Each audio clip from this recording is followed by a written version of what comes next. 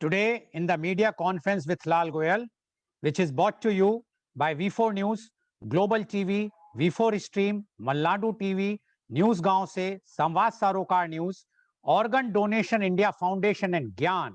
Our endeavor is to enlighten you every day with a new topic. And today our topic is West Bengal, culture and tradition. West Bengal is a state in the eastern region of India along the Bay of Bengal. With over 91 million inhabitants, it is the fourth most populous state and the 14th largest state by area in India. Covering an area of 88,752 square kilometer, it is also the seventh most populous country subdivision of the world. Part of the Bengal region of the Indian subcontinent, it borders Bangladesh in the east and Nepal and Bhutan in the north. It also borders the Indian states of Odisha, Jharkhand, Bihar, Sikkim, and Assam. The state capital is Kolkata, the third largest metropolis and seventh largest city by population in India. West Bengal includes the dazzling Himalayan hill region, the Ganges Delta, the region, Raha region, and the coastal Sundarbans. State's main ethnic groups are Bengalis, with the Bengali Hindus forming the demographic majority. The area's early history featured a succession of Indian empires, internal squabbling, and a tussle between Hinduism and Buddhism for dominance. Ancient Bengal was the site of several major janpads, while the earliest cities date back to the Vedic period. The region was part of several ancient pan-Indian empires, including the Vengas, Mauryans, and Guptas. The citadel of Goda served as the capital of Gauda kingdom, the Pala Empire, and the Sena Empire. Islam was introduced through trade with the Abbasid Caliphate, but following the Ghurid conquests led by Bakhtiar Khalji and the establishment of the Delhi Sultanate, the Muslim faith spread across the entire Bengal region. During the Bengal Sultanate, the territory was a major trading nation in the world and was often referred by the Europeans as the richest country to trade with. It was absorbed into the Mughal Empire in 1576. Simultaneously, some parts of the region were ruled by several Hindu states and Baro Bhuan landlords, and part of it was briefly overrun by the Suri Empire. Following the death of Aurangzeb in the early 1700s, the industrialized Mughal Bengal became a semi-independent state under the Nawabs of Bengal and showed signs of the first industrial revolution. The region was later conquered by the British East India Company at the Battle of Palsi in 1757 and became part of the Bengal Presidency. The region was a hotbed of the Indian independence movement and has remained one of India's great artistic and intellectual centers. Following widespread religious violence, the Bengal Legislative Council and the Bengal Legislative Assembly voted on the partition of Bengal in 1947 along religious lines into two independent dominions: West Bengal, a Hindu-majority Indian state, and East Bengal, a Muslim-majority province of Pakistan, which later became the independent Bangladesh. Post-Indian independence, West Bengal's economy is based on agricultural production and small and medium-sized enterprises. For many decades, the state underwent political violence and economic stagnation. Today, the economy of West Bengal is the sixth largest state economy in India, with a gross state domestic product GSDP of rupees 12.54 lakhs crores, that is $180 billion, and has the country's 23rd highest GSDP per capita of rupees 1,15,748, that is 1,600 US dollars. West Bengal also has the 28th highest ranking among Indian states in Human Development Index, with the index value being less than that of India. The state government debt of rupees 4 lakhs crore, that is 56 billion US dollars or 32.6% of GSDP, is fifth highest in India, but has dropped from 40.65% since 2010-11. There is a moderate unemployment. West Bengal has two World Heritage Sites and ranks as the seventh most visited tourist destination in India. The Bengal Resonance and the Brahmo Samaj socio-cultural reform movements significantly influenced the cultural and economic life of Bengal. Between 1905 and 1911, an abortive attempt was made to divide the province of Bengal into two zones. Bengal suffered from the Great Bengal Famine in 1943, which claimed 3 million lives during World War II. Bengalis played a major role in the Indian independence movement, in which revolutionary groups such as Anushlin Samiti and Jugantar were dominant.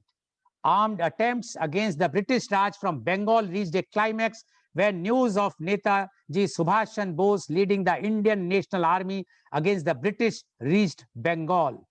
The Bengali language boasts a rich literary heritage it shares with neighboring Bangladesh.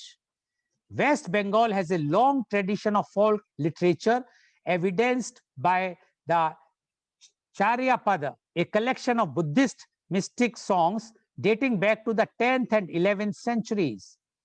Mangal Kavya, a collection of Hindu narrative poetry composed around the 13th century. Sri Krishna Kirtana, a pastoral Vaishnava Dharma in verse composed by Boru Chandidas.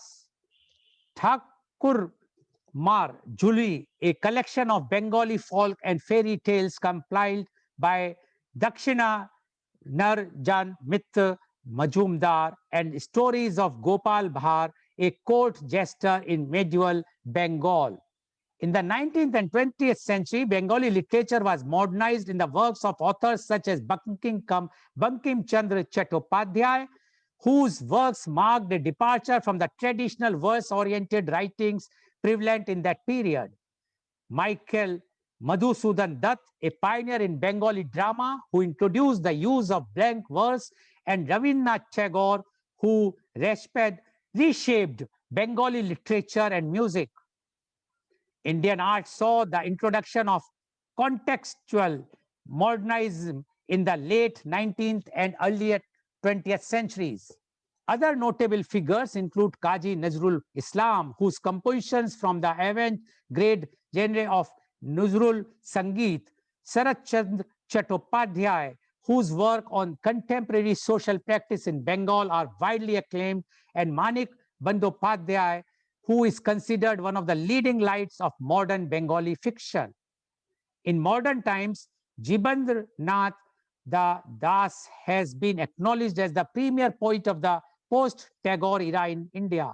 Other writers, including Vibhuti Bhushan Bandyopadhyay, best known for his work Pathar Panchali, Tara Shankar Bandyopadhyay, well known for his portrayal of the lower strata of society. A notable music tradition is the Baul music practiced by the Baul, a sect of mystic minstrels. Other folk music forms include Gambhira and Bhaviya.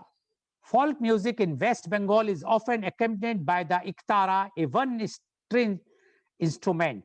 Shama Sangeet is a genre of devotional songs praising the Hindu goddess Kali, and Kirtan is devotional group songs dedicated to the god Krishna.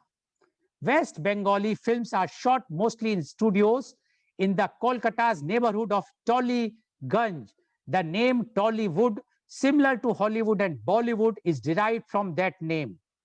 The Bengali film industry is well known for its art films and has produced acclaimed directors like Satyajit Ray, who is widely regarded as one of the greatest filmmakers of the 20th century. There are significant examples of fine arts in Bengal from earlier times, including the terracotta art of Hindu temples and the Kolighat paintings. Bengal has been in the vanguard of the modernism in the fine arts. Abindra Nath Tagore, called the father of modern Indian art, started the Bengal School of Art, one of the whose goals was to promote the development of styles of art outside the European realist tradition that had been taught in art colleges under the British colonial administration. The capital, Kolkata, was the workplace of several social reformers, including Raja Ram Mohan Roy, Ishwar Chandra Vidyasagar, and Swami Vivekanand. Their social reforms eventually led to a cultural atmosphere that made it possible for practices like sati, dowry, and caste based discrimination or untouchability to be abolished. Rice and fish are traditional favorite foods, leading to a saying in Bengali, Mache Bhate Bengali, that translate as fish and rice make a Bengali. Bengali women commonly wear the sari, often distinctly designed according to local cultural customs. In urban areas, many women and men wear Western attire. Durga Puja is the biggest, most popular, and widely celebrated festival in West Bengal. The 5-day long, colorful Hindu festival includes intense celebration across the states. Pandals are erected in various cities, towns, and villages throughout West Bengal. Eid ul-Fitr is the most important Muslim festival in West Bengal. They celebrate the end of Ramadan with prayers, alms giving, shopping, gift giving, and fasting. Christmas, called Borodin, Great Day, is perhaps the next major festival celebrated in Kolkata after Durga Puja. Just like Durga Puja, Christmas in Kolkata is an occasion when all communities and people of every religion take part. And to discuss today our topic, that West Bengal culture and tradition, we have a very elite, knowledgeable, experienced, those who knows Bengal inside out panel with us. I would like to invite my first panelist. He is Dr. Rajiv Anand. Dr. Rajiv Anand is a senior psychiatrist and marriage counselor. Dr. Rajiv Anand passed his MBBS in 1976 and did MD in psychiatry in 1980 from King George's Medical College, Lucknow. He opted to serve his country when it was very common to settle abroad for brighter future. He has been serving society with his base in Mumbai. He has clients all over India as well as in many other countries. He was honored with Lifetime Achievement Award by AMA. He has conducted more than 3,000 workshops for different groups and companies with audience size of 10 to 800. His television program on various channels have been widely appreciated for his forthright and practical approach. He is leading the field of mental and emotional well-being for 40 years. He was president of IMA for 2 times. He was interviewed in several talk shows in domestic and internationally. Welcome, Dr. Rajiv Anand, on our show. Dr. Rajiv Anand, you are a leading psychiatrist. You are dealing with all sects, all the people from all the sects of the society, which includes the residents, all the persons belongs to different states of the country.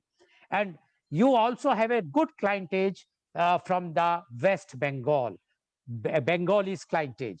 Now, we would like to know from you, West Bengal culture and tradition. Dr. Rajiv Anand, please.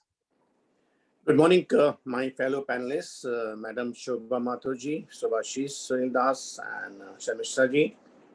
And thank you to Mr. Lal for a kind introduction.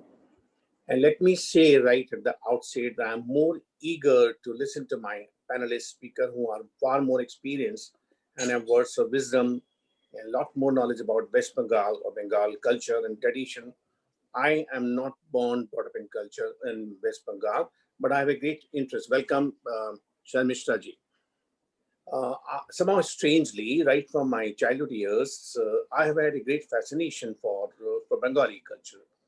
Maybe partly it could be because I was born, brought up in Mathura, where Vrindavan has many Bengalis and lot more Bengali streets out there. So we happened to visit as a child. So probably fascination began from there, and all throughout the last so many years, 6 decades or so, I have looked forward to interacting with Bengalis. And Bengalis are not known merely for, of course, they are known for having a great culture, which had been spread further by Rabindranath Tagore ji, by Jagdish Chandra Bose, who was a great scientist, by Satyendranath Sinha ji, by Amrit. Bengal is the only state in the whole country which has got two Nobel laureates, Rabindranath Tagore and Amrit Sen. And how can we forget J.C. Bose? How can we forget Dr. B.C. Roy? The great, I think, excuse me, Dr. Rajivanand, I think we recently have one more yeah, Nobel laureate, we have, Ms. Abhijit Banerjee. yeah, Ms. He, Banerjee. So he's Bengal, now we are three. okay, so Bengal is the only state in the whole India which has brought three Nobel laureates to the fore, to the world stage, and which is no less, no mean achievement. Secondly, I would say that 70 years back, Bengal had its own different culture. Everybody in the country looked up to Bengal, so much so that when East India Company began, they decided Bengal, Kolkata to be made capital. And where have we reached? Bengalis were the most soft-spoken, most sweet-spoken. They are delicious rasagollas, they are delicious many other sandesh and many other sweets. They still bring the water into the mouth. Their traditional way of dressing themselves, their language, their manners, their etiquettes, and the word which nowhere else could be more apt to be applied to Bhadralo, Bhadralo. And that word is still there in the dictionary, but probably it has lost its smell, fragrance in the society. Where have all those Bhadralok disappeared? When a particular party came in 1970 and spread various kind of violent activity that nobody spoke about it. I also acknowledge that this was the Bhadralok and many other people who threw the violent methods of a particular party, albeit bit late after 3.5 decades. Eventually, 3.5 decades later, they were thrown out. Now we are witnessing another scene. So it gives pain to me when I see Bengal and when I see Bengalis who have to exit Bengal, who have to exit West Bengal and move to settle in different part of the world. In fact, a huge population of Bengalis are settled abroad in various jobs, various responsible jobs, high placed jobs. Highly intellectual people are there. Why they have to leave it? What what gives concern to me and pain to me, because I have a substantial number of clients from West Bengal on both the gender, young and old. I interact with them. I learn from them. I often ask questions about what has Bengal gone through in the last 5, 6 decades, particularly last 6, 7 decades, because till 70s, and Shobhaji would probably corroborate further with me, and so Subhashish Das, that till 60s or so, Bengal wasn't as bad as it is today. If given an opportunity to go back to Calcutta and settle over there, how many of us would like to go over there? I have good number of psychiatrist friends in Kolkata and I interact with them. So I do have patience. I know the ground reality. I myself look forward to going to Kolkata as often as possible, whether it's Bhawanipur, whether it's Alipur, or whether it's Garya Ghat, whether it's Havra Bridge or Victoria Memorial. And I watch or traveling in the metro or going to Kali Ghat and seeing people, their lifestyle, their mentality, their approach. Now, I think part is that metropolitan life, part is that cosmopolitan life, that so much has happened over the last 6, 7 decades that original culture had been corrupted. That's one region which almost has happened in every city of the country. But much more than that, the politics have taken, which we are going to speak less today because we have a program lined up next Thursday on politics or the election scene in Bengal. But today we are not going to touch the election scene or politics of it. We are concerned about why the great culture of West Bengal has deteriorated, why the Bengalis who were leaders right from Vivekananda, right from Netaji Subhash Chandra Bose, Rabindranath Tagore, whose Gitanjali and many other poems showed to the world what great poetry was. Where has the great Bengali food, with the great Bengali culture, interaction, greatest clubs in the country, if there are anywhere, they are in Kolkata. Club culture, nowhere else. Much less in Pune and much less in some part of the Bombay. Nowhere else except in Kolkata. So why this deterioration has taken place? Because we celebrate and we look up to, we look forward to, knowing that this part of East India, or this part of our country, had much greater value than other part of the country. And we would like to know. I'm also eager to listen to Sarmishra ji, who joined a bit late, yet welcome. And so with Subhashi, so with Shobhaji, that what can be done by all of us together to salvage the losing reputation of Bengalis? Are we Are we at the mercy of the politicians? Are we at the mercy of the good hoodlums and the gundas in different parts of Bengal? Are we so helpless that we can't save the culture of the Bengal? Are we going to be exiting Bengal forever and only the poor people would be left? Bengal with, I believe, 28, 29 districts. And as Mr. Lal has mentioned, very high very high gross product or gross growth over there. And yet the average person is poor. Average person doesn't have means to make both the ends meet. Just about a few years back, I drove from Kolkata to Sundarban and happened to pass through the streets, and I could see the pain of people who are not even fully clad. Maybe they might have been from adjoining part of Bengal, East Bengal, or maybe some other way. But I could see the pathetic state of people over there who don't have enough means to make both ends meet. So why this has happened over the years, where the culture has disappeared. Not that Bengal is the only state which has deteriorated. Other state has prospered, other state is very good, or state we belong to, we can't take pride about that we are the best in the country. No, no, no. Every state has its own plus and minus. But right now we are focusing on Bengal. So I would look up to, and I would look forward to hearing from Ms. Shobha Mathur. And over to you, Mr. Lal. Thank you very much, Dr. Rajiv Anand, for giving your opening remarks. And as Dr. Rajiv Anand says, that we have to listen more from the participants. But only one point I would like to highlight, which he has mentioned, is that the West Bengal was very rich in culture initially. So what has happened now? Yes, everybody knows that the culture, in almost every aspect, if we will see, because the Kolkata or the West Bengal was the financial hub of India. Like today, we say the financial capital is Mumbai. Earlier, it was the Kolkata, which was the financial capital of the country. And if for everything, we were looking towards the Bengal, and their tradition, their culture, their music, the art, everyone was very, very rich. Now, Dr. Rajiv Anand says why it has deteriorating, why it has deteriorated. There's a it's like $1 billion question, but definitely we will try to explore when we will talking to our panelists. Now, I would thank you very much, Dr. Rajiv Anand, for giving your views. Without taking much time, now I would like to invite my next guest, and she's Mrs. Shobha Mathur. Mrs. Shobha Mathur is a philanthropist. She's a MA Psychology and gold medalist from Calcutta University. She is very tech savvy, has designed several free websites for NGOs. She has two of her own websites.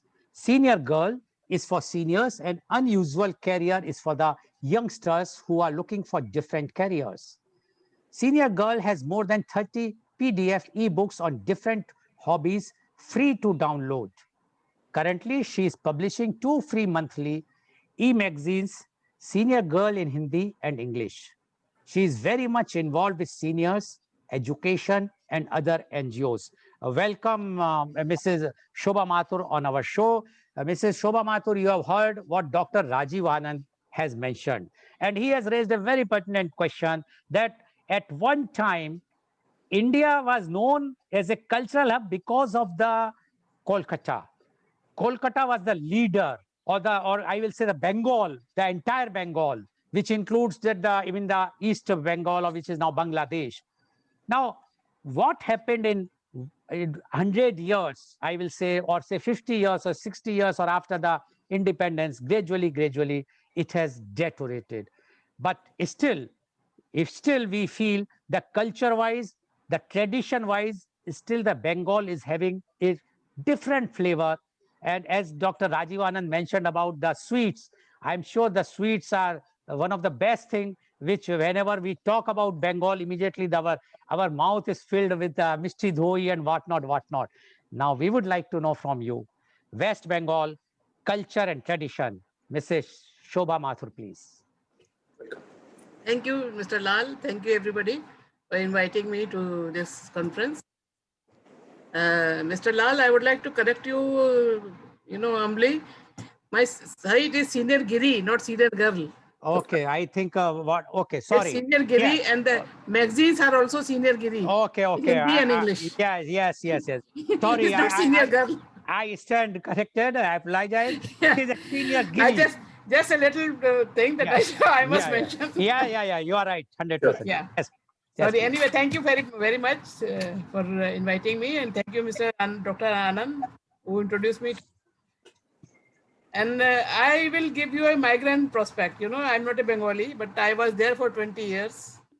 All my education was done there. And as a migrant,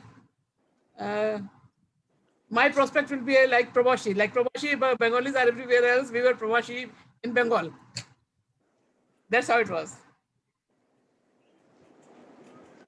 We left Calcutta more than 50 years ago.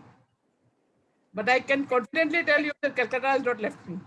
It is still there. Well, you know, in 60s, like you say, 60s was a really golden period in Calcutta. But for who? For the middle class and for the upper class. There was too much disparity between rich and poor. That's why the Naxalites movement came up. That's why the Marxist movement came up. That's why the union people came up. Because rich were too rich and the poor were too poor, and the distance was getting bigger and bigger between them. Though, of course, you know, they killed the goose. They killed the goose who laid the golden egg in trying to get all the eggs together. But in one thing I'll tell you, the culture of Calcutta is still there. It has not gone anywhere else. Calcutta culture, rich culture is still there. It's only the financial thing that has moved away from there. But the Bengalis are as much cultured as they were always were there. You know, even if you have not been to Bengal, everybody knows about Rasgulla, Sandesh, Robi Babu, and Durga Puja. You know, for me to describe Bengali culture or Calcutta is like asking a fish how to describe, you know, what the water is around her. You know, it is like so much part of me. And I must say, the culture, the word culture means different things to different people. Like the doctors will always think of culture as urine culture or blood culture or tissue culture. But we are not talking about that culture, I think. We are talking about the other culture. Bengal, like you rightly said, Bengal has a very rich history of culture. And Bengal is not only West Bengal or East Bengal. Bengal diaspora is part of Tripura and part of Assam also. That whole region is Bengali region. Though now politically and geographically you have tried to separate them, but actually they are up to Sikkim and up to Tripura, they are Bengali diaspora everywhere. Culture here, you know, here the culture is the same. In mean, they have the same language, they have the same attire, they have the same food habits, they have the similar religions. Though of course the Hindus and Muslims will be separate, but they are still bound by same language. Muslims and the Hindus. Nature, visual and performing arts, customs, beliefs, social practices, philosophies. This whole region shares it all. It's not only one person, you know, so East Bengal and West Bengal are not culturally different. They are still the same. And Rabindranath is the only poet who has written the national song for national anthem for both the countries. He has written Jangan for us and Amar Donar Bangla for Bangladesh. He is the only person who has written for two countries. I think in the world, nobody has written that.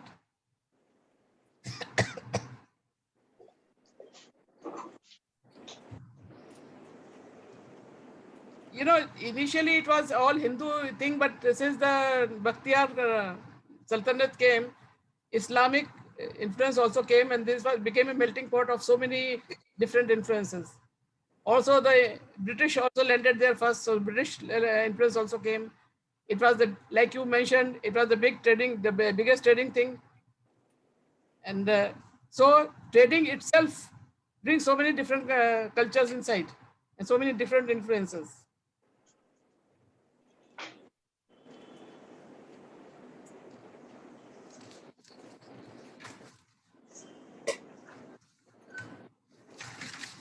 You know, Bengalis have a mark in every sphere. Out of 10 Nobel Prize winners of India, there are 3 are from Bengal, and other 3 more have Bengal connection.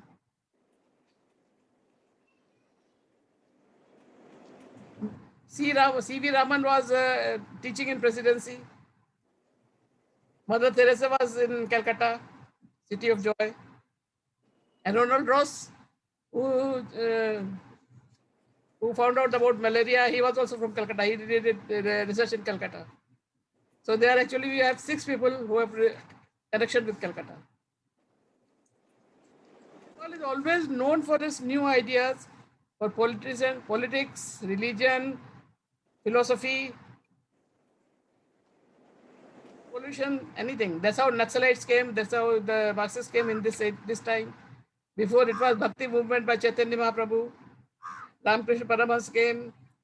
Vivekanand came. Shyamacharya Lahiri came. Then Brahmo Samaj also, you know, they came to reform the Hinduism because there were too much sati pratha and so many things were coming in there. So the Brahmo Samaj came to reform the thing. All these things, you know, they have started from Bengal and somehow they take up the imagination of the whole country. People start following them. One moment, please. Pardon? Just I will just mute. I will just mute. Yes, please go ahead. In today's time, if you see, ISKCON, the Prabhupada is from Bengal. And Aurobindo Ghosh ka jo hai, wo Aurobindo Ashram, Aurobindo, he is from Bengal. Yoganand is from Bengal. So even now today, we have got so many Bengalis who are in the forefront of spreading new ideas. So the culture is still there, but I think our perspective is changing. You know, we were there when the Naxalism began. And I can tell you, you know, there was the Gherao thing started while we were there. And my husband was also Gherao once. Later it became a symbol of prominence that, oh, Gherao hua tumhara? Okay, bada aadmi hai. If Gherao nahi hua, to chota aadmi hai. So it became a prestige symbol. But if you read Mahashweta Devi, she has been very, very sympathetic to Naxalites. I'm sure if any of you have read Mahashweta Devi, she has written very, very powerfully about Naxalites, why it came up and how it spread. We have to understand why things happen, not just because, you know, we can't go on just blaming things that they are happening like this. There's always a root cause for everything. After reading Mahashweta Devi, even I am sympathetic to my Naxalites. Bengal is very rich for his textiles. Dhaka Malmal has always been very famous all over the world. And even now, we have got Tat Sari, muslins, Jamdani, Baluchari, Gara, Tasar, Murshidabadi silk. There's so much variety in textiles, especially for sarees, that it's difficult to choose. Then Kantha sari, the Shantiniketan and Ravi Babu brought a distinct influence on everything of Bengal, in music, in clothing, in dancing, in literature, everything. He had a very strong influence. The Rabindranath, Rabindra Sangeet, Rabindra dance are a completely separate Vida.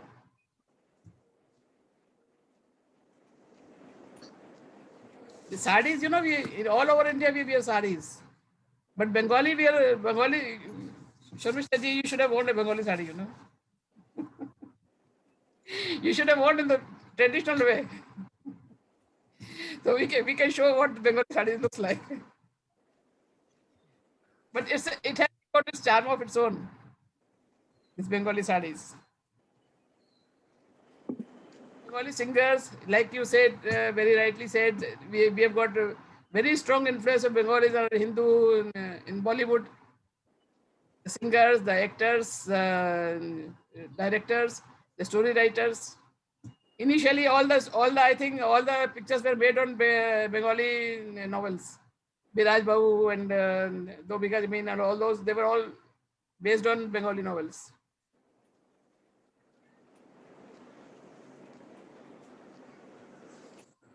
And like Mr. Anand said, you know, Bengal has a very rich culture of clubs. And this idea of club, you know, we were also a member of so many clubs. And the biggest thing is that tent clubs that are in the Maidan, Calcutta Maidan. There are so many different small tents belonging to different groups. And they are no way like the clubs we see in the pictures. They are not no way like that, but they are very in keeping the people together of similar interest or similar group. And I've never seen that kind of club culture anywhere else. We've been to so many places, but I've never seen that kind of club culture anywhere else. That's true. Then Bengali food, of course, without much, you can't think of Bengalis. Machar jhol. I'm a vegetarian, so I don't know anything about it, but I know about Sandesh and Rasgulla and Mishti Doi.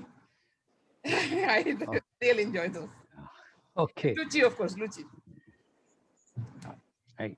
But my family is a non-vegetarian family, so they enjoy all kind of fish. And they've actually, Bengalis are this is the only puja where they serve non-veg things to Devi, because they consider Devi has come home to her pier.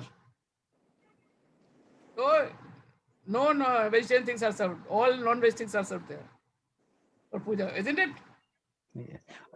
Yes. Okay. Miss Mathur, you would like to say anything more, or shall I take you in the next round? You can continue. Okay. Thank you very much, Mrs. Shobha Mathur, for giving your views. And Mrs. Shobha Mathur has mentioned so many things. I'm sure our viewers have been enriched by the things what she has explained. Thank you very much, Mrs. Mathur, for giving your views. Now, I would like to invite my next guest, and he's Mr. Subhashish Sunil Das. Mr. Das is the founder trustee of Amra Prabhasi. He is a management professional with 35 years of corporate experience.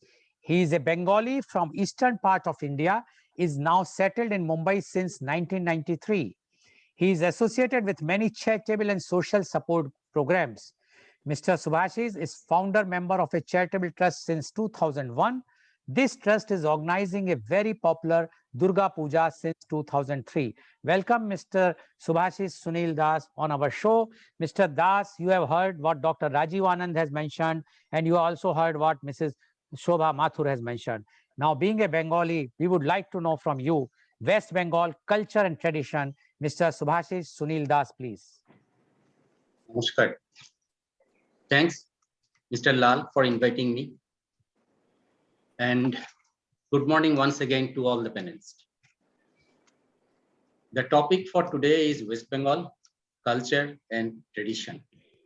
But as one of the panelists said, the culture of Bengal is not limited to West Bengal alone.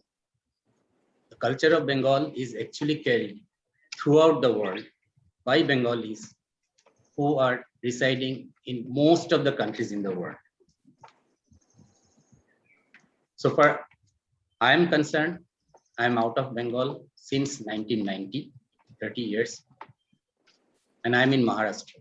But culturally, we are very much attached with our Bengal culture. And in fact, the organization which Mr. Lal just now mentioned is nothing but an idealization of carrying forward Bengal culture in Mumbai.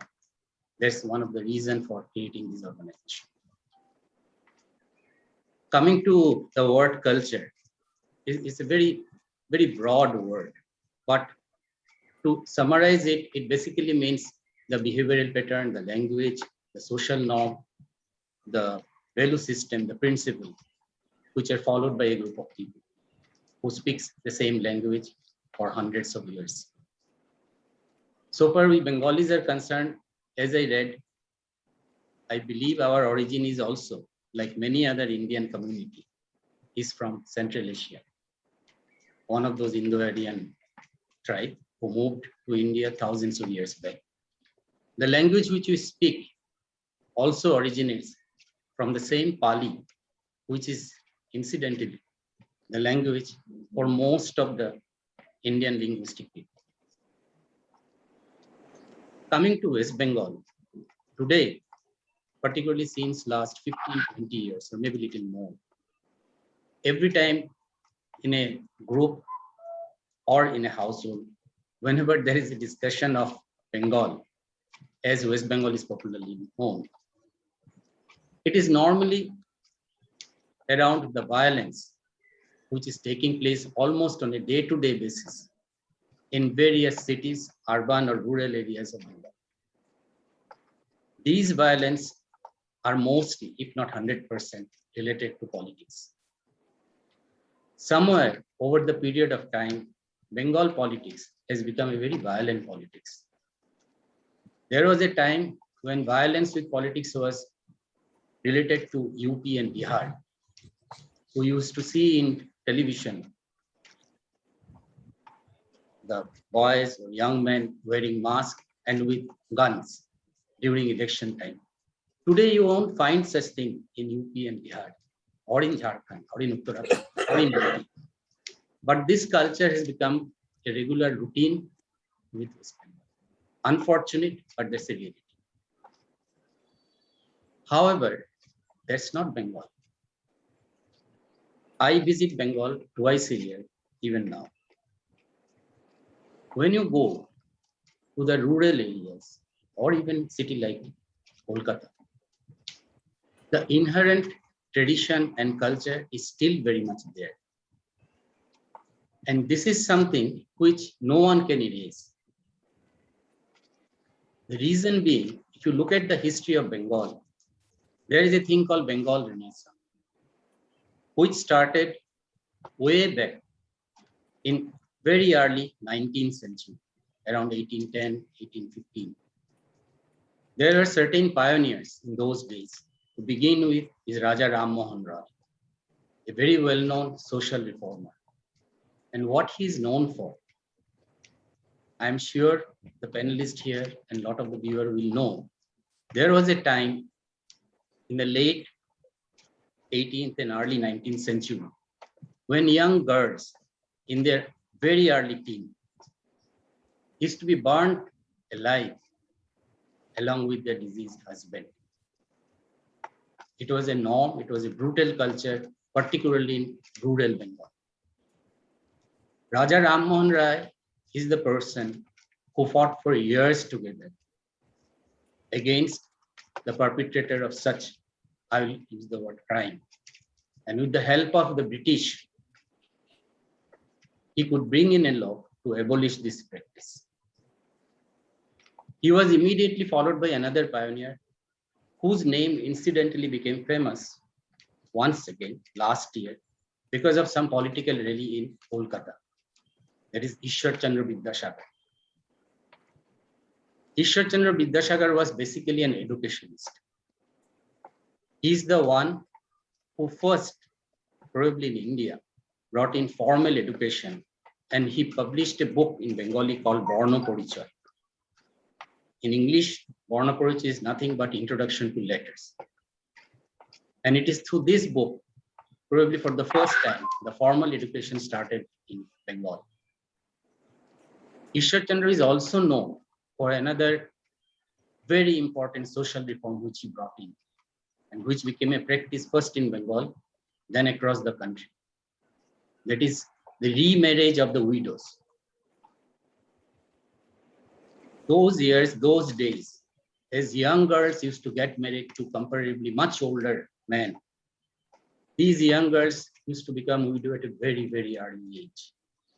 And then they used to be sent to Kashi or Vrindavan. But those who have gone through the history books know what was Kashi and what was Vrindavan for these girls. Ishwar Chandra brought in this social reform, a very important reform, that is widow marriage. Almost around the same time came another personality who is globally known now, Swami Vivekananda. In the Parliament of Religion in Chicago on 11 September 1893, he delivered a speech on Hinduism. And that was probably the first time globally people came to know what are the nuances of Hinduism. It is a different thing that Swami Vivekananda, the disciple of Sri Ramakrishna Paramahansa Deva, became a household name not only in India, not only in Bengal, but globally. He founded Ramakrishna Mission and Sevashram, which is one of the most prominent social service organization. This also brings another very important social service organization from Bengal, that is Bharat Sevashram. These are the two organizations who are probably pioneer in the field of social service, and not only in India, but globally. Going forward, as some of the panelists have already mentioned, Bengal have a very rich tradition of poetry, songwriters, and singers, and other art forms exponents. To begin with, the first name that comes and which everyone knows is Rabindranath Tagore. There is no need to mention much. Apart from Tagore, Sharat Chandra Chattopadhyay and Bankim Chandra Chattopadhyay are the other two globally renowned names. Along with them, there are Tarashankar Bandyopadhyay, there is Manik Bandyopadhyay, there is Upendra Kishore Rai Chaudhuri, Sukumar Rai Chaudhuri, Mahashweta Devi, Ashapurna Devi. The list is long. Then we have the Sitar Mistr, Pandit Ravi Shankar, also from Bengal, who actually introduced sitar as an instrument globally. And George Harrison, one of the four famous Beatles, actually played live with Ravi Shankar some 47 years ago. When it comes to the film industry, be it Mumbai, be it Kolkata, there are names beginning with Satyajit Ray, Mrinal Sen, Hrithik Roshan, Torun Majumdar, and Shakti Samanta, and many, many Bengali directors who have shown in Mumbai. We have got singers like Hemanta Mukhopadhyay, Pankaj Mulli, Manna De, Kishore Kumar. So when you talk about culture, and if we talk about the art of singing or songs, the list is endless. Come to the field of science. Even there are certain names which are world renowned, starting with Jagadish Chandra Bose, Meghnad Shah, Satyendranath Bose. Coming to Nobel laureates, as all of you have mentioned already, there are three of them who are Bengalis: Tagore, Amartya Sen, and Abhijit Banerjee. Mother Teresa actually became famous through her charity of home based out of Kolkata. C.V. Raman was also a professor in Presidency College. Even in the field of sports, when India was a major force in the field of football, and India participated in Olympics and played with major countries, whether it is from Europe or Asia, there were Bengalis who captained the Indian team, whether it is Shailen Manna, P.K. Banerjee, Chuni Goswami.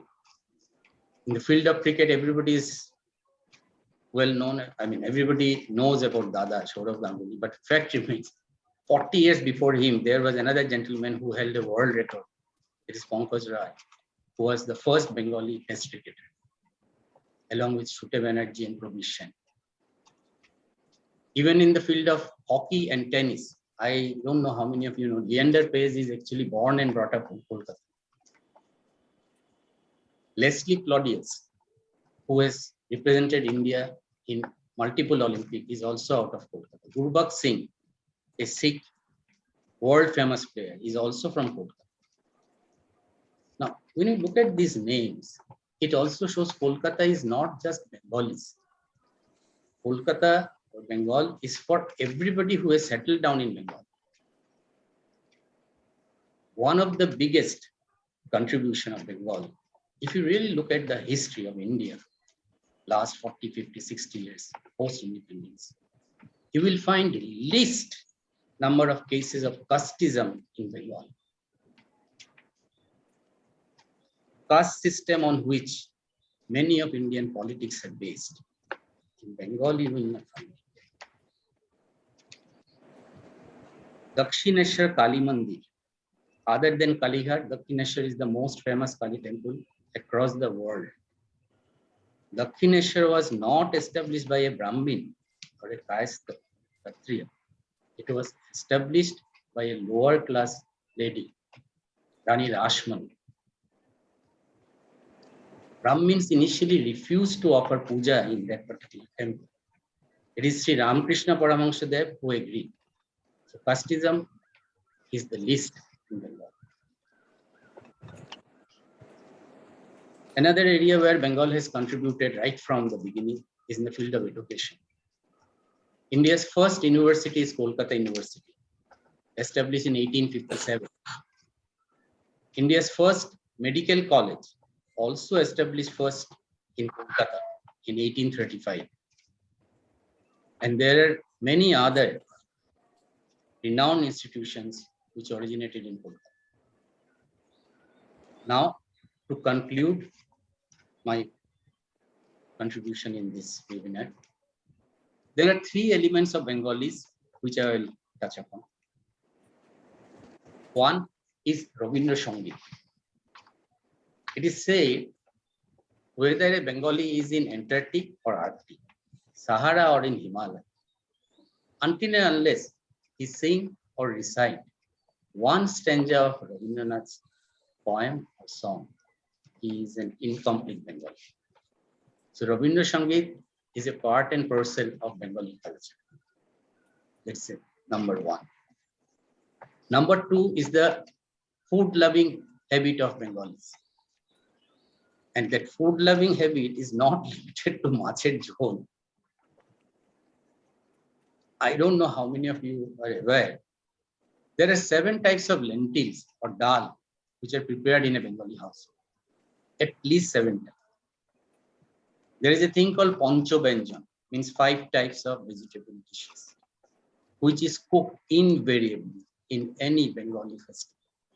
And incidentally, during Durga Puja, there is no non-veg. Ma is never offered any non-veg.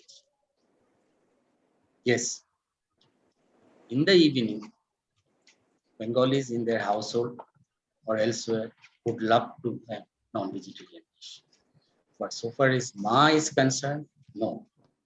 However, in one form of Kali Puja, there are 2 forms of Kali Puja. In one, which is Shama, where there is no non-veg. But another is Chandi, Mahakali. There the non-veg is also. So coming back to the food habit, we love our aloo posto and we also love our biryani equally. And Rasgulla is probably Bengal's contribution to global community since last maybe 100 years. Last but not the least is the Durga Puja, which is also a part and parcel of every Bengalese culture, whether he is in Mumbai or Kolkata or New Jersey or London. It is probably a festival where there is light, there is color, there is puja, there are stotras.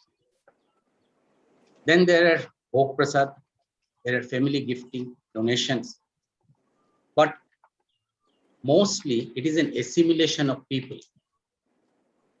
When you go to Kolkata College Street or College Square, Durga Puja, in the queue, you will find Bengalis as well as people who do not speak Bengali as mother tongue, but who are equally Bengalis. So Durga Puja is also an assimilation of various cultures. Last but not the least, Bengalis are highly nationalistic. As Mr. Lal was mentioning, during the struggle of independence, hundreds of Bengali youth, men and women, have sacrificed their life. Netaji Subhash Chandra Bose has actually taught the Bengalis, first you are an Indian, then you are a Bengali. With this, I'll conclude my. Thank Thank you. you.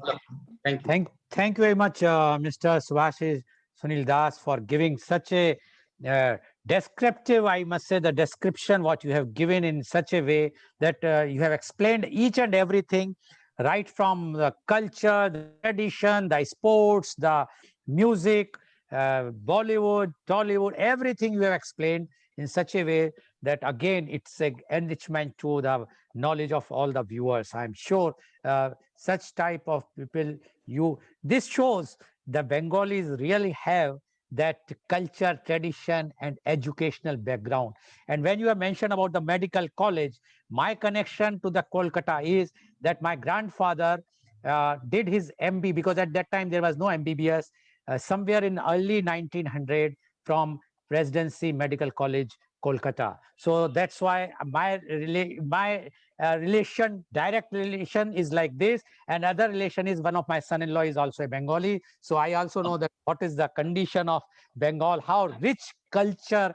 And you rightly said that every Bengali is having that musical, I must say that sting in him, that he or she is always, if even if you talk after, for some time, you will find a Bengali, he or she will start singing something so beautifully that it is really is something which is very much one must praise that culture and tradition and knowledge. Thank you very much, Mr. Subhashish Sunil Das, for giving such a good knowledgeable talk. Now I would like to invite my next guest, and she is Miss Sashmita Sharma. Miss Sharmista Sharma. Ms. Sharmista Sharma is a senior journalist and strategist based at Lucknow. Till very recently, she was working with Jagran Prakashan Limited, where she spent more than 14 years, launched the Dainik Jagran branch to INEXT, INEXT, a tabloid in 2006 with a new bilingual Hindi as well as English concept with youth and young professionals as content focus. Today, it has its presence in 12 cities, and it is a broadsheet that is differentiated in content. She has spent 20 years in the Times of India, where she launched 7 pullouts, including Times Property and Education Times, etc. She was art critic for the Times of India, Lucknow, for 15 years. She also has long experience of heading the main news desk and taking out editions in the Times of India and the Pioneer. She started her career with National Herald, all in Lucknow. She has so far done 41 books as author and as content head for all of 50. The genre ranges from those based on entrepreneur profiles to those on places of worship, besides books on the culture of different cities. She had authored and bought out 49 coffee table books in the last 1 decade with innovation, ideation, research, orientation, and planning as key focus areas. Over the years, have a rich experience of translation work, both in Hindi as well as in English, with UNICEF, WHO, and government agencies. Currently, she is empaneled for translation work with Legit Quest, a legal tech company that operates a legal research platform with Indian case laws. Welcome, Ms. Sharmista Sharma on our show. First of all, because I think there was a technical hitch initially, Yes. please turn your mobile on a horizontal condition. Just turn it like this. Instead of this, turn it like this. Yes, please. So that, and if possible, if someone is there, if they can switch off the light, which is backside of you on the I'll top. do it. I'll do it. Yeah, just because we want that the viewers can see you nicely.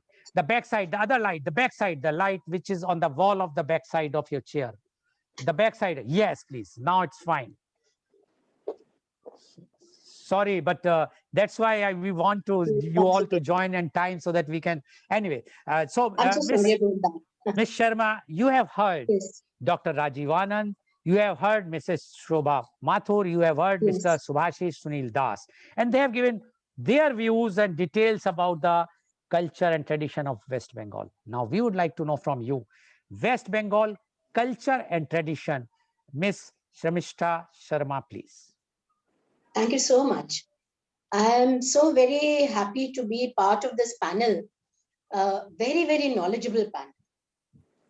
And what I'm going to touch upon at the moment is on the essence of being a Bengali. Nothing very, very specific, just the essence of being a Bengali. I would like to share that I belong to Uttar Pradesh, the Hindi heartland, right? I'm married to a Punjabi, but I'm a Bengali first. I mean, that is the way it is. That is the way I look at myself. And that is what Bengali culture is all about.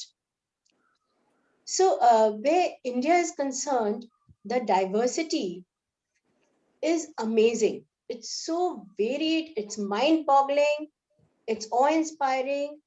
And amongst it all, once you mention Bengali culture, a soft image of sweetness emerges in terms of the language. And then comes, of course, lots and lots of music, as all my panelists have been saying, and literature and food that teases the palate with all its distinctiveness. And another thing is, all of this, steeped in emotions, is so much full of feelings, wrought with feelings. I mean, it must be sounding like an overdose of mellifluousness, actually. But believe you me, there's no confusion. This is how it is. Everything is full of so much of feeling and emotions. There's so much of music, so much of literature, so much of creativity all around. That is what Bengali culture is all about. Food and music are two strong, ornate pillars of this culture. And besides, of course, there is films, as my panelists have already mentioned. There is films, there's theater, and overall, above and everything is football. Fine. But the bottom line are the two things that I'm going to speak about. That's food and music. Well, delve into food history. You will come to know that Bengal was the granary of the Mughal Empire. Not surprising at all. With nature on the forefront in the region, it was fish called the fruits of the river, rice, lentils, and vegetables that served up a rich fare, the lingering, pungent taste of mustard and posto. Oh my God, posto, which my honorable panelists have already mentioned, is something that goes without saying. It colors most of the menus. That most of the menus are in fact colored with posto and mustard. Modernity and English education brought in the bakeries, all the bakery products, the cakes, the custard puddings. Of course, that is what European culture was all about. Yum is the word, in fact, for all these intellectual stimulants. When I say intellectual stimulants, where creativity is concerned, Bengalis rule. They bring creativity into all of what they do. You talk about the arts, you talk about the music, of course, and then you go into films, theater, wherever. It goes without saying, as Subhajit ji has just now said, the list is truly endless of the names that you can speak about, you can mention. Now, being a Bengali, I don't remember not waking up in the morning to some music in the house, some music playing in the house. And the aroma of pachporon, which is the essential ingredient for so many Bengali dishes, wafting in the air. They are so particular, Bengalis, about the spices that they use. Believe me, they don't have a garam masala common which they put into everything. It has to be varied for each and every genre of dish. That is the scale of, their culinary skills. Go. Now, going to buy fish in the morning was an essential exercise for my father. He would have his chai and what he called his biscuit, and then get ready and leave to buy fish.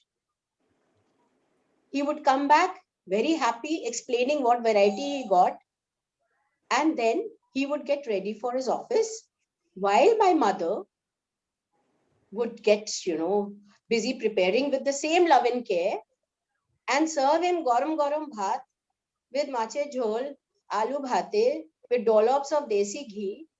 And then when she is picking up the dish, she's actually sifting and sorting to understand which member of the family would like which piece of fish.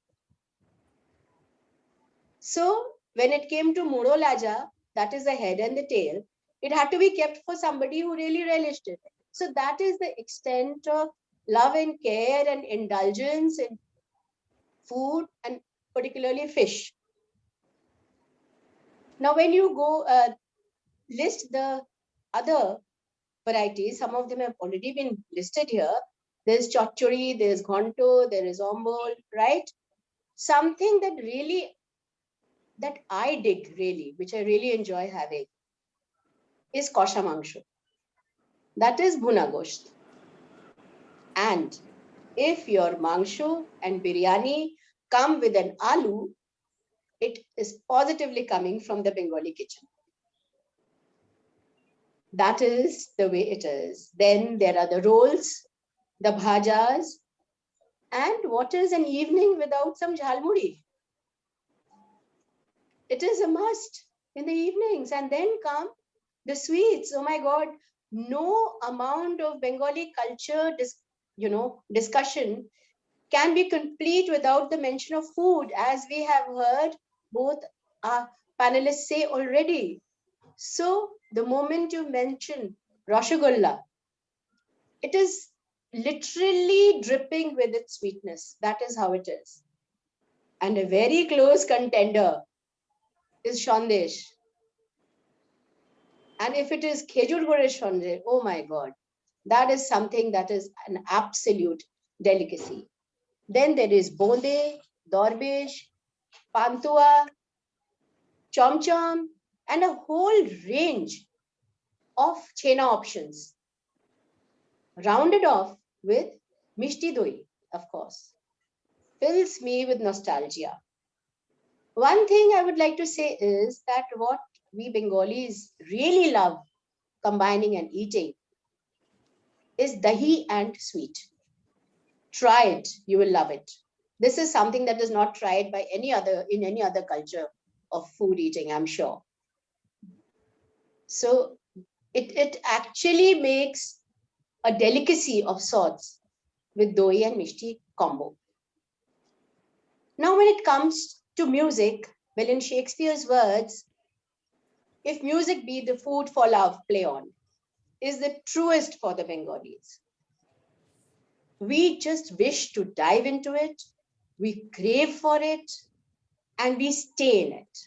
Music is our life, which is something which has already been said, but this is something that I would like to stress upon.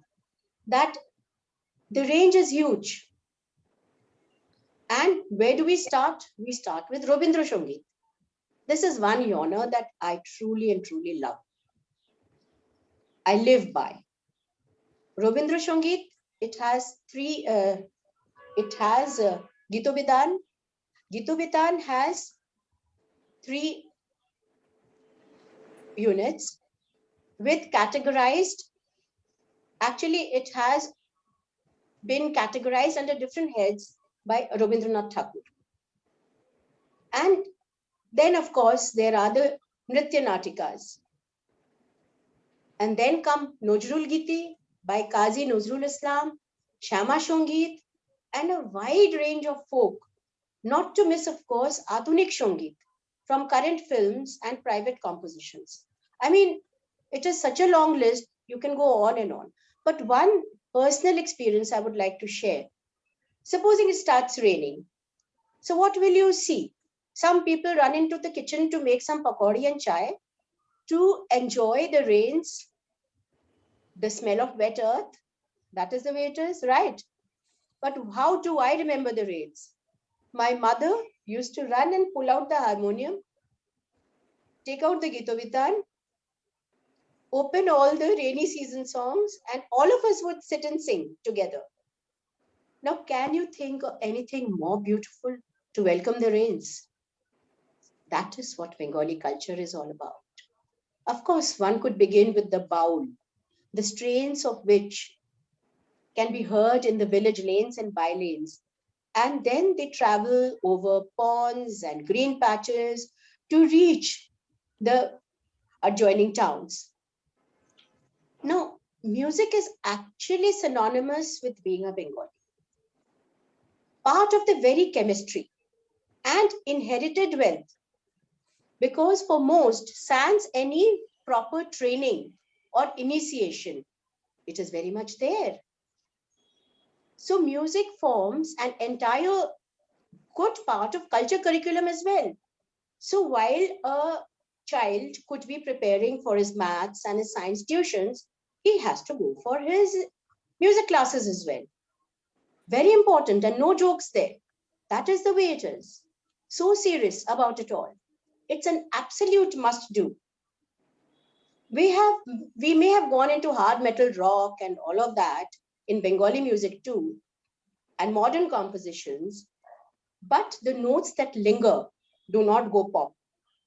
They ring from the yesteryears, the true Bengali pointers. That is how it is.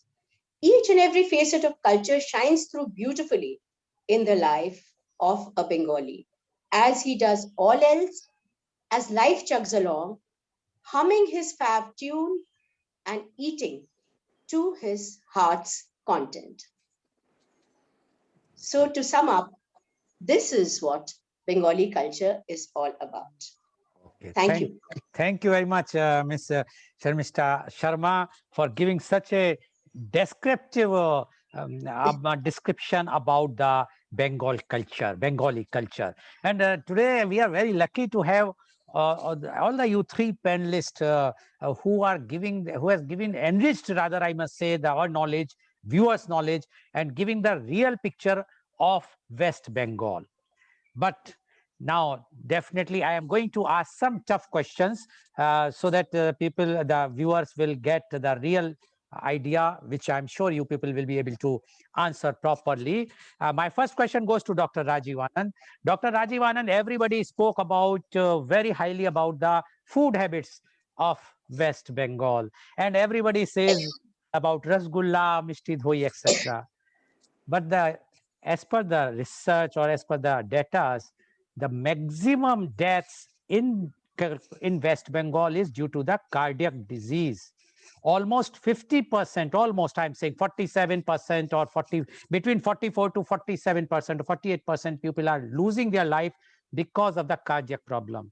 Don't you think it is the eating habit that is killing the Bengalis? Dr. Rajivanand, please. Yeah, let me make an attempt to answer your precise question, because it's not so easy to answer that question, because by and large, Bengalis are not obese. They're not, very rarely you would find 1 out of 1,000 pot bellied Bengali. Otherwise, they're usually thin. Yes. And eating seafood and eating fish is always considered healthy. Yet the data which you have produced is certainly a matter of concern, and one need to look into, and I would also follow it up. I would not like to fail this opportunity, fail in my duty to mention two more things about the Bengali which impressed me. One, most people, especially women, they wear simple dresses, yet they look very elegant. They don't wear expensive sarees like many other part of the country, but they still look very elegant. The simple dress, which is one special feature of the Bengali culture. And second, I would like to place on record that traditionally over the last 200 years, Bengal is the only, West Bengal is the only part of the country where there has been a crucible of cultural, different cultures, much before than any other state. Bengal has the privilege of having foreigners in form of British people.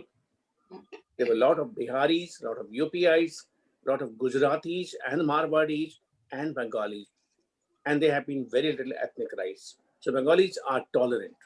Till 60 years back or so, they have been highly tolerant. They have been highly docile. They have been people-loving people. They love other people. They accept other people. I don't know why the cardiac arrest rate is so high. It's very interesting you brought it out. Thank you, Mr. Lal. Over to you. Okay, thank you very much. I was also shocked when I do the research because Bengalis, as you rightly said, they are very lean and thin. Always, very few are obese, but still, this figure is really alarming. And this thing has coming in light when Saurav Ganguly got the problem, and twice he has been giving the stents, etc. So that's why I have to see why it is happening, and I found that they are having that much problem as far as the heart is concerned. So I'm sure that our panelists and those who are viewing and from the West Bengal should see to it and get their at least heart checkup regularly, so that they should not go in that. Thank you very much. Now my question goes to Mrs. Shobha. When everything is so nice, you all have spoken so nicely, why the culture is going down? As Dr. Rajiv Anand has mentioned initially, something is, apart from politics, but still the people always feel that now the culture is going down, and the culture which we have heard, we have seen initially is not there. Mrs. Shobha, please. I don't know. I don't feel it's going down. Okay. I don't feel it's going down. I think people are still there, but everybody has a different perception. Because Bengalis are as talented as they were before. Everything is going on as the writers are there, the actors are there, the singers are there. I don't see why somebody is saying that culture is going down. Culture is not going down. I don't think it's going down. At least it's okay. Okay, thank you very much. Now my question goes to Mr. Das. Mr. Das, you mentioned that in UP, Bihar and other places, earlier there used to be more Huglis, now it is. Don't you think it's a media hype which has created a negative impact or impression about the Bengal, West Bengal? They are just creating the negative impact. I remember, if you might be also remembering, in 1968, there was a famous case happened at the time of Ashok Kumar night at Ravindra Sarovar Stadium. It was hyped like anything. I was only 14 years old at that time, but it has come to my memory when I was preparing this program immediately. And I was now I can think that it is not a thing which has to be hyped so much, but every time if anything goes there, it is hyped. Everywhere in UP, I belongs to UP, lots of things are happening which has not been hyped by the media people. Either the West Bengal people are so much intellectuals or so much advanced that they want to show everything, whether good or bad, and project themselves without any bias, which is not there in other states. Mr. Das, please. See, when we talk about the media, particularly the electronic media, because print media has a limitation of geography. Now, electronic media itself is a question mark, particularly in last few years. There is a thing called yellow journalism. Now, we really don't know which one is green and which one is yellow. But whenever today I hear some of the national news channels, whether it is English or Hindi, I get a feeling they have distinct inclination for some politicalism. It is no more those days when journalism used to be absolutely neutral. I remember someone said news means accumulation of khobor from north, east, west, and south. Today, it does not look like that. I'm talking particularly again about electronic media. It is again the tier 2. So when you talk about media hype, certainly there is an amount of media hype. And everybody wants a story. Something, in Bengali, they say, public ki khabe. Public ki khabe means what you can feed the viewer on a particular day, which news the viewer will take mostly. Now, that's one part. Now, the other part, I think the economic situation in Bengal, particularly the job, the unemployment, has something to do with this violence. Think of it, you are in a town where 70–80% of the people are employed. And they are busy. Common people are mostly concerned about his day-to-day need fulfillment. His house, his children, his parents, his children's education, his job. Like Sharmishta said, for a Bengali, macher bazare giye mach kine ana, going to a fish market buying. That's his priority. Now, vis-a-vis, you take a scenario where a sizable percentage are unemployed. Now, they get certain amount of pocket money or whatever you want to call it from political parties. Or they get certain, temporary job kind of thing from a political party. So they have nothing else to do but to take a jhanda and, doing unconstructive work. Okay. So it is a combination of these two. Okay. Okay. Thank you very much, Mr. Das, for giving your frank answer. Now, my question goes to Ms. Sharma. Ms. Sharma, you are working with a legal firm, so you know the legalities much, and plus you are a senior journalist. You have worked and you are based in Lucknow, and you know that in West Bengal there was a tradition. I will not say now, because now they have started the widow pension, but the tradition was that whenever there is a widow, whether young or old or any of age, they used to send to Kashi and Vrindavan. As Dr. Rajivanand has mentioned about Vrindavan, I also belongs to the same area, and my mother, Mrs. Surajlata Goel, along with Mrs. Mohini Giri, they constructed one madham for those widows who are from West Bengal. And whenever I goes to Mathura, I visit that place, and the famous Offrey who has been in limelight, who has taken the interview of the those prince and the now no more Prince Harry and others. She also visited that place. But the condition, when it was a condition, do you think it is a cultural, or it was no, why it has happened in that particular area of West Bengal? Why not in other states? Mrs. Sharma, please. Well, what I understand is that this has been part of the culture. This has been a tradition which has been followed. And that is how it is. And it has been completely adhered to. I mean, we may consider it to be, we know also, not only consider, but know that it is something so very harsh and something so very not done. And we need to think beyond this. All of that is there. But yes, this is something that is part of the culture. And I will term it as the dark side of the culture. That is how it is. And I'm so glad that things have progressed far beyond that today, and far beyond, in fact, in terms of thought and everything. People of Bengal have progressed much farther. But if that has been the base, it is very sad. Yes, and now one good thing is that from 2010, the government of West Bengal has started the widow pension of 50 rupees or so. So at least now Yes. that that influx has reduced, although the influx is still there, but it has reduced drastically. But I'm sure that if West Bengal will, which were having the house of Raja Rammohn Roy, Ishwarchand Vidyasagar, and all those top people, Swami Vivekanand, Ramkrishna Paramhans, if they will see to it that this culture, which is really a blot to everyone, has to be stopped. Thank you very much for giving your very frank views. So Thank today you. you have seen the very, very rich culture and tradition of West Bengal. And all the panelists has explained.